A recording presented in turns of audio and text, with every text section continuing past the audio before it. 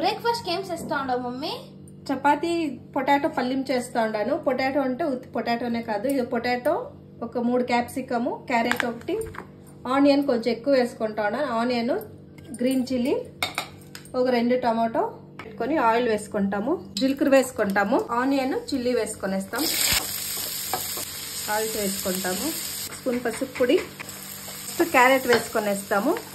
Carrot fry కానీ potato capsicum వేసుకున్నాను. ఇప్పుడు దాంట్లోకి టమాటోను వేసుకొనేస్తాము, కొద్దిగా కసూరి మేతి ఫ్రై అయింది. ఇప్పుడు చిల్లీ పౌడర్ 1 స్పూను, ధనియా పౌడర్ 1 స్పూన్, గరం మసాలా వేసి ఇంకొంచెము ఫ్రై అయింది.